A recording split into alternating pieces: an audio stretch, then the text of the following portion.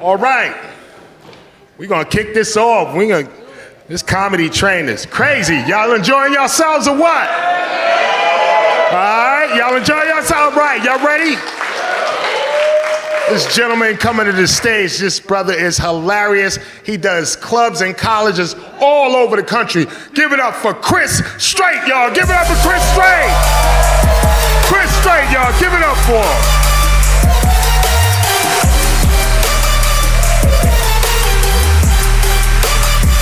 Thank you so much. Thank you so much. Oh, please sit. Yes, you did it anyway. All right. Oh, man, you guys can probably tell by looking at me, I come from Inglewood. If you're watching this from someplace else, you don't understand LA. Inglewood's a part of town where this is not typical. My mom still lives in that neighborhood, which is cool, because whenever she has one of my kids, she'll get together with her friends if they have their grandchildren at the same time. It's like this little grandma's club. It's really cute. Except my mom just happens to be the only Caucasian grandmother on her street, so I bought her a t-shirt that says Graham Cracker. Yeah. I like to float that one early to see how tight your assholes are puckered in those seats. Shit's gonna get real the next 10 minutes. I hope you're ready. I don't know, everybody thinks white parents are soft now. As somebody who grew up around black mothers, I can tell you it's because we don't have the threats they have. Black women have good threats to keep their kids in line, and the threats you heard 40 years ago is the same shit you hear in the mall now. It's like, boy, I'll slap the black off you. That's a good one, isn't it? It's like, boy, I'll slap your lips off. Like, damn. Boy, I'll knock the cool out your walk. Can't even walk cool in front of his own mother. I would love this, I just don't have this at my disposal. My kids aren't threatened by this. Take away their color, their lips, their rhythm, that's what they already look like.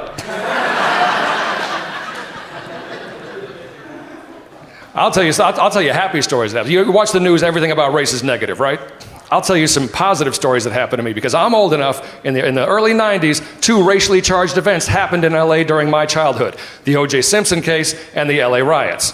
And the O.J. Simpson chase was the day of my high school graduation. Yeah, I graduated from Culver City High School. If you're not familiar with LA geography, that is 5 blocks from the 405 freeway. He had his helicopters circling our graduation.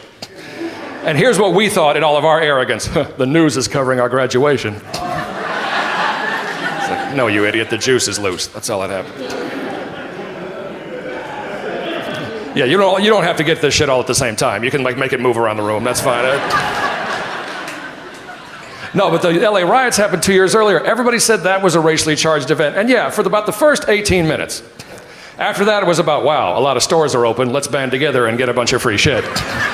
This is a real phone call I got when the rioting and looting got to our neighborhood. A friend of mine called me up, black guy. Mind you, we're both 16 years old. This is what he said, and I quote, "A window just got broken at the sporting goods store. Do you need anything?" I swear to you that happened. In a moment of social unrest, he took time to think about his white buddy who couldn't be outside right now, offered to make me a list, and I got to loot from my couch 20 years before Amazon. How amazing is that? Yes. But I gotta say, because I grew up in a very diverse area too, there were like my high school had every different race. I gotta say, I like when people go against an ethnic stereotype. That always makes me smile, especially in sports. Right? There was an Asian guy in NASCAR. That's awesome. Yeah, Asian dude driving his way to success. I think that's amazing. Do you know that a white American has won the NBA slam dunk contest before? That is incredible, isn't it? Goes against the stereotype, yeah. Remember when Mexicans were all small? They're in the NFL now. I love watching that. You know what the next step is? Black men, we need you in the pool. I see some of you look afraid. Some of you look scared. That's a stereotype, but come on, we need more black men in this country swimming, diving, water polo. And why? Because I want to watch the Speedo Corporation have to make the adjustment.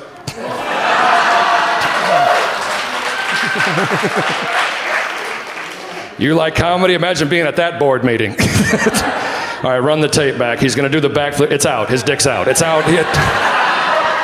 He hadn't even hit the water yet. He knocked himself unconscious. We got the teams in the water getting him out. All right, we're gaining female fans, but we're losing sponsors, damn it. Yeah, call down to the strip club and get that sleeve shit going. We got to... No, what I will say, I have 4 children now. Yeah, raised. It's just weird. Yeah, thank you very much. I swear, and only one of them is a stepchild. The other 3 are mine, but they don't look like each other. I got a classic California blended family. Like my ex-wife, yeah. You have one of those as well? Yeah. See, my ex-wife is full-blooded Irish, so my daughter is a redhead, my son is a blonde. My current wife is Mexican-American, her ex-husband's Filipino. Yeah, so my stepson, very dark, very Asian-looking. The baby has brown hair because he's Anglo-Mexican. I have one of each hair color in my house. When they line up for family photos, I look like a J.C. Penney catalog photographer. It's like I'm holding United Nations youth group meetings in my house. And you give different things to your kid. Like my oldest, my daughter, and my youngest, the boy, they look nothing like me, but they got my height. I'm very tall. In fact, my baby, he looks exactly like his 5'3" Mexican mother, but they just said he's gonna be 6'10" because of me. She turned to me right in front of the doctor and said, "Thanks, babe, you just helped me build the biggest Mexican in history." I said, "Fuck a wall, he can step over it." I told you, didn't I? I don't know, man. I was watching the news before I come in. And when the news runs out of depressing stuff, they'll just like move on to funny shit. That's what you gotta wait for. I saw a guy getting rescued from a river during a flood, and when they pull him out of the water, he has no pants on. Yeah, well, I'm hoping he wasn't just outside with his pants on, and this is a terrible coincidence. I'm hoping the water took his pants off. Obviously, incredibly embarrassing moment for this man. Here's how the news thinks they're saving him from embarrassment. They blur out the crotch. Yeah, do me a favor, if that's ever me, blur my face. Which would you prefer, right? I just let the twig and berries have their 15 minutes of fame, right? Just let it swing while nobody knows that it's me.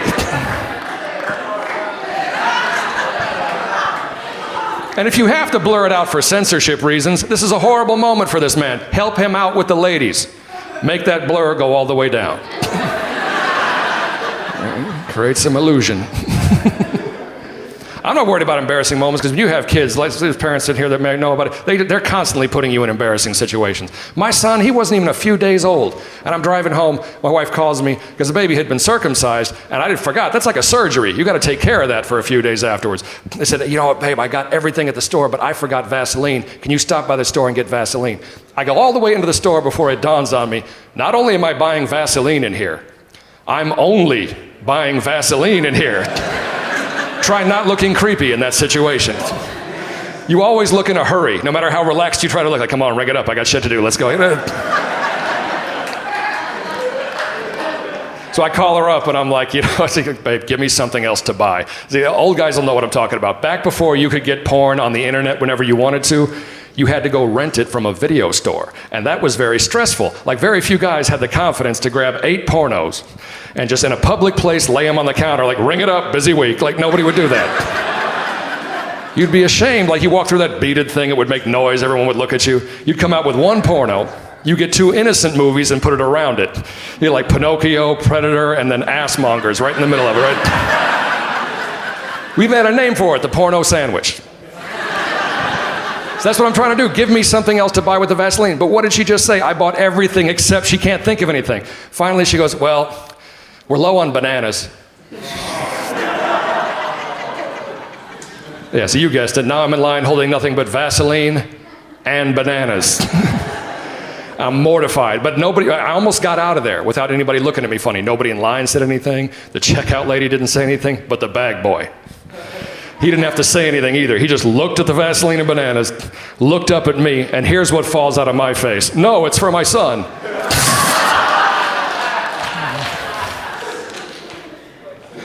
Don't worry about being embarrassed. You can hang out in embarrassing moments, you learn stuff. For example, like there's a lot of embarrassing moments that only men know about and some that only women know about. Here's one that the guys deal with. You ever go to a sporting event where when you go to the bathroom, fellas, you don't even get your own urinal? It's just that giant trough. Yeah, right? Ladies, you don't know about the... I hope you don't know about the trough. That would be terrible if women had a trough in that room.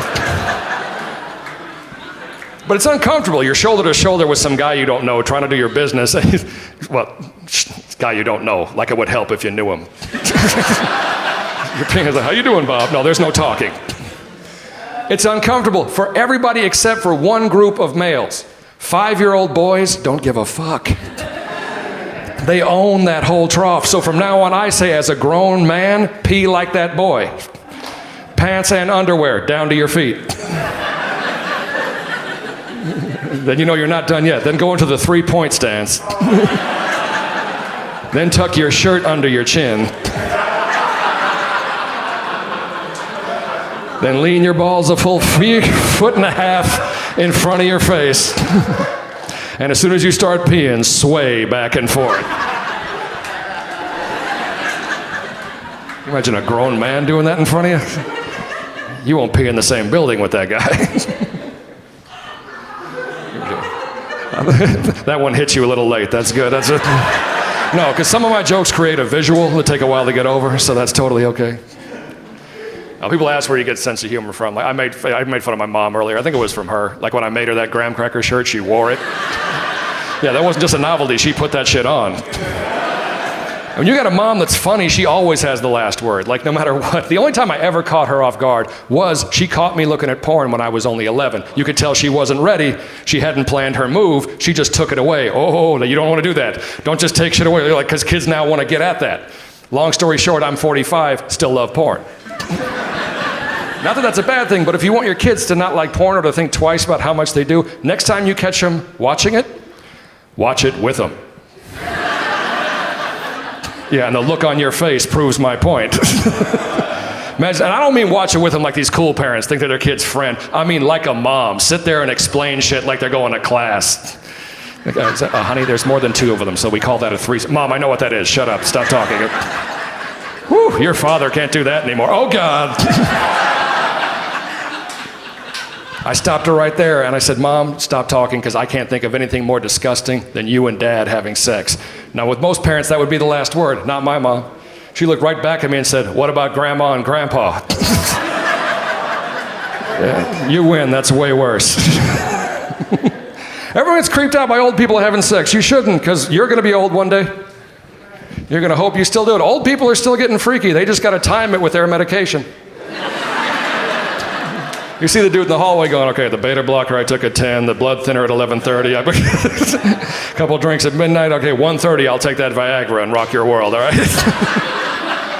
They used to have sayings when old guys were horny and still flirting with people. They used to say, there's snow on the roof, but there's fire in the furnace. They used to say that. Yeah, about old people. There's snow on the roof, but there's fire in the furnace. I'm like, well, as long as there's no leak in the basement, go for it, old man. That's it for me. I'm Chris Strait. Thank you guys so much.